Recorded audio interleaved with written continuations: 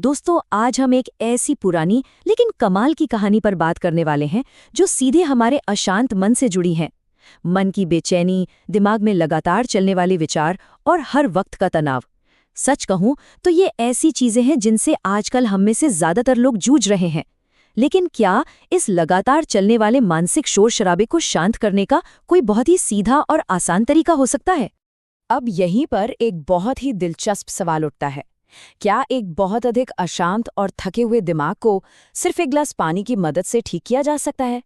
पहली बार सुनने में ये शायद आपको थोड़ा अजीब या यूं कहें कि बिल्कुल नामुमकिन सा लगे।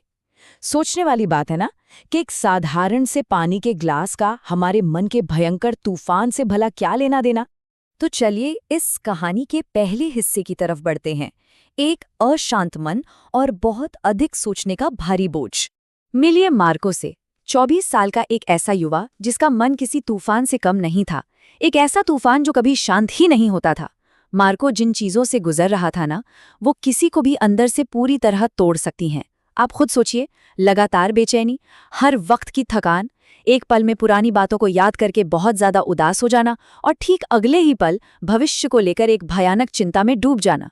उसकी रातों की नींद पूरी तरह से गायब हो चुकी थी, शरीर बुरी तरह थक चुका था और मुस्कुराना तो जैसे वो भूल ही गया था। ये मानसिक थकान कोई कल्पना नहीं थी, ये उसके लिए बहुत ही वास्तविक थी।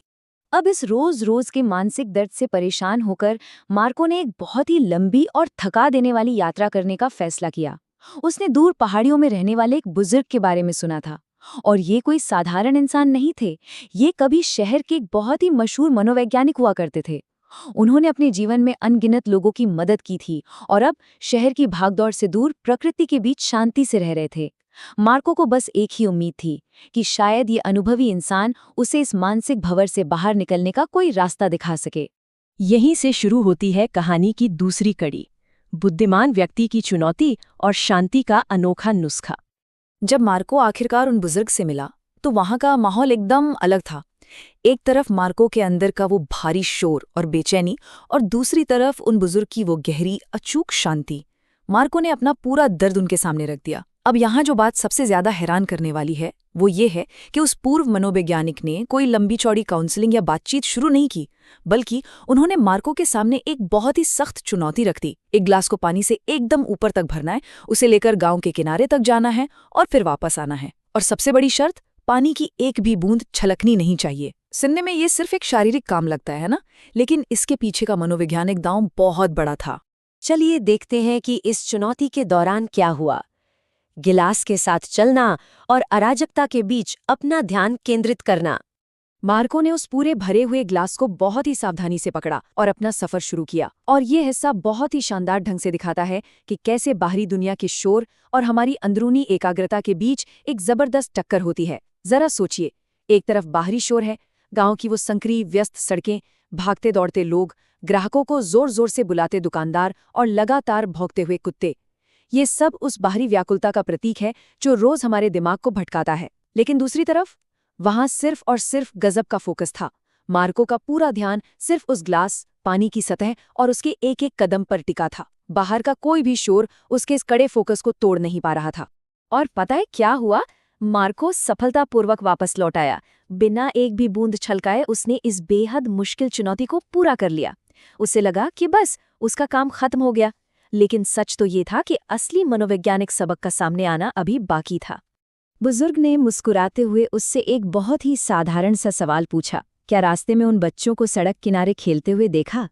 क्या उन कुत्तों के भौंकने की आवाज सुनी? बस ये वो पल था जब मार्को को अचानक एहसास हुआ कि वो तो अपने आसपास की दुनिया से पूरी तरह कट चुका था। उसने तुरंत जवाब दिया, नहीं। असल में उसने कोई भी बाहरी शोर महसूस ही नहीं किया था, क्योंकि उसका पूरा का पूरा ध्यान केवल और केवल उस पानी पर था।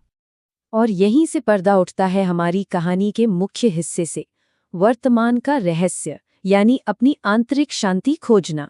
देखा जाए तो ये चुनौती कभी पानी बचाने या शरीर का बैलेंस बनाने के बारे में थी ही नहीं।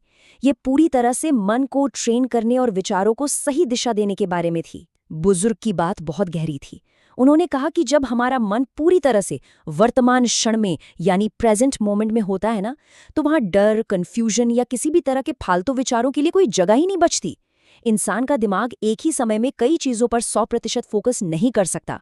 जब आप अपना पूरा ध्यान किसी एक काम में लगा देते हैं तो नकारात्मक विचारों के लिए दिमाग में जो जगह होती है वो अपने आप खत्म हो जाती है। अगर इसे हम बहुत ही आसान भाषा में समझें तो वर्तमान क्षण में जीने का सीधा सा मतलब है अपना पूरा ध्यान एकदम सामने वाले काम पे लगा देना। जब हम ऐसा करते हैं तो अतीत का वो दुख जो मार्को को खाए जा रहा था और भविष्य का वो डर जो उसे रातों को सोने नहीं दे रहा था, वो दोनों ही जादू की तरह पूरी तरह से गायब हो जाते हैं। इस पूरी घटना ने मार्को की आंखें खोल दी। उसे ये परम एहसास हुआ कि शांति कोई ऐसी चीज नहीं है जिसे आप बाहर किसी पहाड़, जंगल या शहर में खोज सकें। बिल्कुल नहीं। शांति तो पहले से ही हमारे भीतर मौजूद है। ये बस तब एक्टिवेट होती है जब हम पूरी तरह से वर्तमान में जीना शुरू करते हैं। और इसे पाने का बस एक ही तरीका है, अपने मन के फोकस को खुद नियंत्रित करना। सूर्यास्त के समय जब मार्को अपने घर की ओर वापस लौट रहा था तो वो पूरी तरह से बदल चुका था। वो अब सुबह वाला बेचैन और थका हुआ युवक बिल्कुल नहीं था। अब आखिरकार उसके पास अपने विचारों के उस भयंकर तूफान को शांत करने का सटीक ज्ञान आ चुका था। उसे समझ आ गया था कि मानसिक शांति की असली चाबी खुद उसके अपने दिमाग के फोकस में छिपी है। तो जाते जाते एक सवाल मैं आपके लिए छोड़ना चाहूंगा। आज की इस तेज रफ्तार, तनाव से भरी दुनिया में आपका वो पानी का गिलास कौन सा है? वो कौन सा काम है जो आपका पूरा ध्यान अपनी तरफ खींच सकता है, जो आपको आज इसी पल में जीने के लिए मजबूर कर दे और आपके दिमाग के उस शोर को शांत कर दे? इस बारे में जरूर सोचिएगा।